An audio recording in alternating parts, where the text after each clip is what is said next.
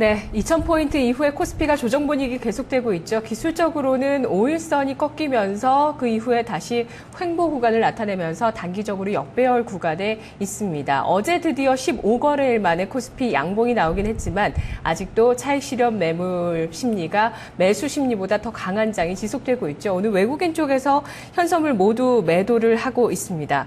증권사에서는 하지만 다른 여러 국가들의 추세는 장기적으로 정배열을 나타내고 있는 국가들이 늘어나면서 긍정적인 요인이 우세하다고 보고 있는데요. 국내 증시 안에서는 운송업종 단기, 중기적으로 정배열 그리고 장기적으로도 정배열 전환에 임박해 있어서 주목된다고 합니다. 자, 오늘의 전략 알아보도록 하겠습니다. 토마토TV 8인 전문가의 투자 전략 보시죠. 박승용 전문가, 대형주 외국인 수급 호전 확인이 필요하다. 서정훈 전문가, 전거래일 급등에 따른 부담감이 작용하고 있다. 한규수 전문가, 폭풍 전야다. 중국주 매집 전략을 강화하자. 정희만 전문가, 기업 실적 악화는 선반영됐다면서 분할 매수 관점 권했습니다.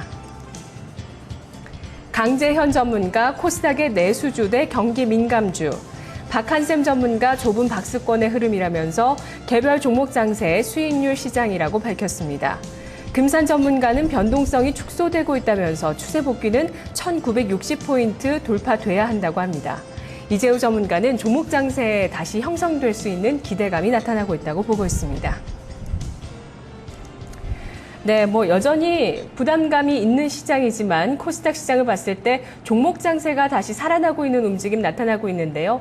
오늘 토마토TV 전문가들도 이런 것들을 보고 있습니다. 개별 종목 수익률 장세다. 중소형 실적주를 트레이딩해보자. 또 종목 장세 다시 형성되는 것이 기대된다라고 얘기를 하고 있고요. 대형주에 대한 입장은 분할 매수다. 중국주를 사보자라고 얘기는 하지만 외국인이 돌아서야 대형주가 갈 것이다라고 보고 있는 전문가의 시각도 있습니다. 오늘 두 분 전문가의 의견 듣겠습니다. 강재현 전문가, 한규수 전문가입니다. 먼저 강재현 전문가님. 네, 안녕하십니까. 강재현입니다. 안녕하세요. 코스닥의 내수주 대 경기 민감주, 어떤 의미신가요? 네, 지금 현재 시장에서 이제 지수는 어느 정도 하락이 제한적인 정지성이 좀 나타나는 그런 모습인데요. 근데 반대로 시장에서 앞서 강세를 띠던 이제 내수주와 내수주와 코스닥 같은 경우는 오히려 더 강한 시세가 나타나고 있는 그런 모습을 띠고 있습니다. 네. 시장에서 지난주에 지수가 어느 정도 반등이 나올 때는 경기 민감주 중심 반등이 나왔었고 오히려 약세를 띠는 코스닥이라든지 내수 관련주가 강세를 띠는 흐름이 나타나면서 시장에서 이제 반등이 나올 때와 나오지 않을 때 그때마다 업종별로 차별화가 좀 상당히 좀 심화가 되고 있다라고 보시면 될 것 같습니다. 예. 내수주 괄호 안에 코스닥을 묶어주셔서 코스닥의 내수주를 말씀하시는 줄 알았더니 내수주와 코스닥을 말씀하시는 거군요. 네, 그렇습니다. 네, 내수주와 코스닥이 현재는 좀 더 우세한 시장이다. 증권가에서는요, 코스피 흐름이 당분간 제한적인 박스권일 것이다. 아니면 조정 분위기가 단기적으로 실적의 영향으로 좀 이어질 수 있다. 이렇게 보고 있던데요. 이런 시황들이 반영이 돼서 종목들이 이렇게 움직이는 건가요? 그런 부분도 있지만 이제 시장 자체가 상승하기 위한 모멘텀이 좀 부족한 그런 모습을 띠고 있다는 게 맞는 대답이 될 것 같습니다.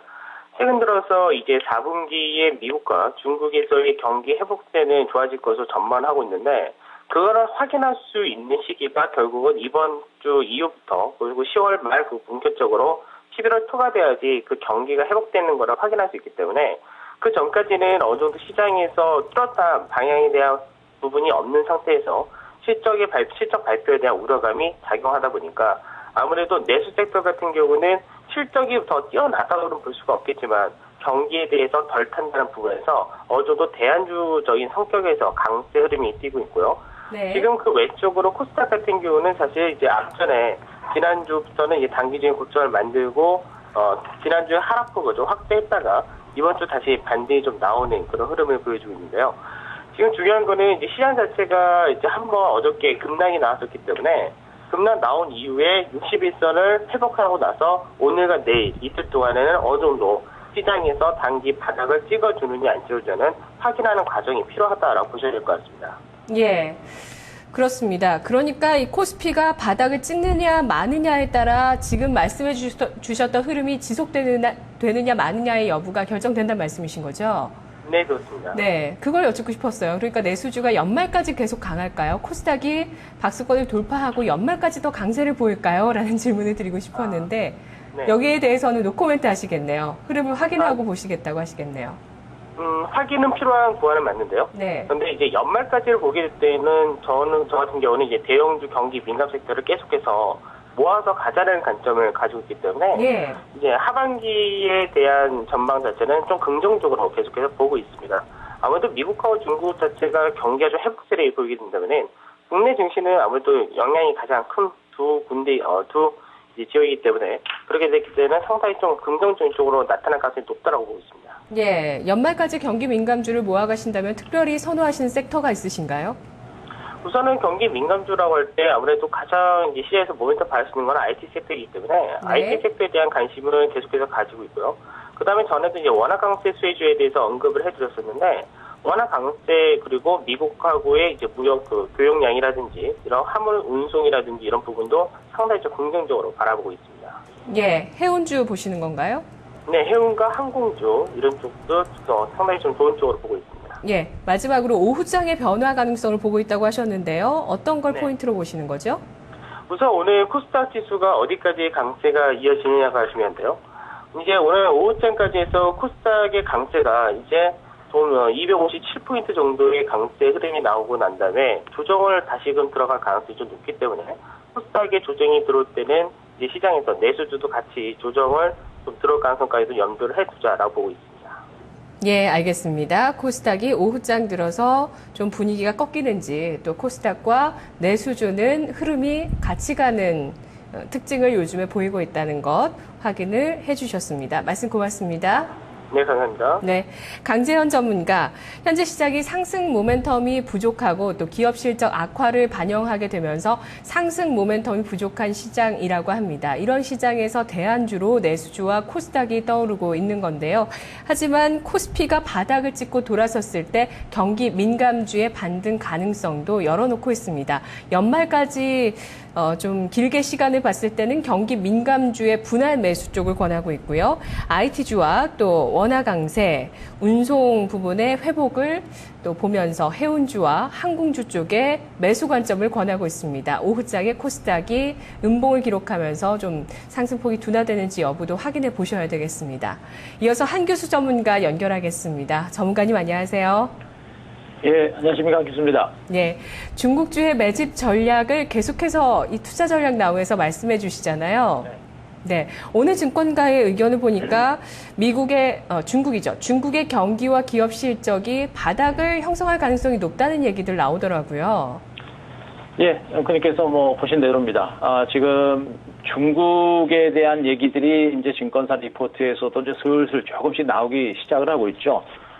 중국의 경제가 이제 4분기부터는 좀 정점을 찍고 회복을 할 거다라는 기대감, 그리고 이제 내년 정도에서 본격적인 경기 회복이 나올 것이다라는 그런 기대감들이 조금 리포트를 통해서 나오고 있는데요. 아직까지는 그런 것들이 우리나라 증시에서는 가시화되지는 않고 있습니다만 중국 증시가 이미 이제 저점을 찍고 조금씩 반등에 나서고 있는 부분들을 감안한다면 중국 경기 회복에 대한 기대감을 가져볼 수가 있고요. 우리 시청자 여러분들이 이제 지금 현재 세계 경제의 구도를 한번 보실 때 가장 핵심적인 포인트가 뭐냐면은 미국과 유럽은 성장의 한계를 보이고 있는 시점이다라는 것만 보시기 바라고요. 그러나 중국은 이제 장기적인 성장을 막 시작하는 나라다라는 것을 보시기 바랍니다. 그러니까 세계 경제의 견인차 역할을 할 수 있는 나라는 중국밖에 없다라는 것이고, 중국이 본격적인 경제 성장에 나설 때 미국과 유럽 경제도 안정권에 접어든다라는 것을 포인트로 보시면 됩니다. 그래서 아직은 답답하고 지루하지만 그래도 지금은 시세다운 시세를 한번 노린다라고 한다면 분명히 저는 중국 관련주 쪽에서 한번 시세가 나올 거로 보고 있고요.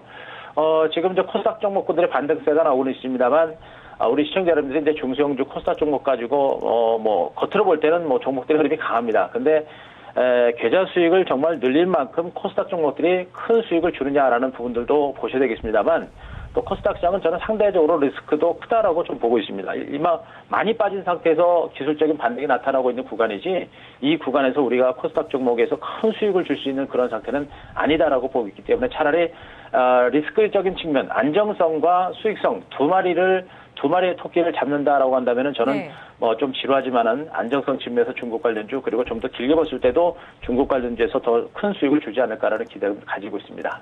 예.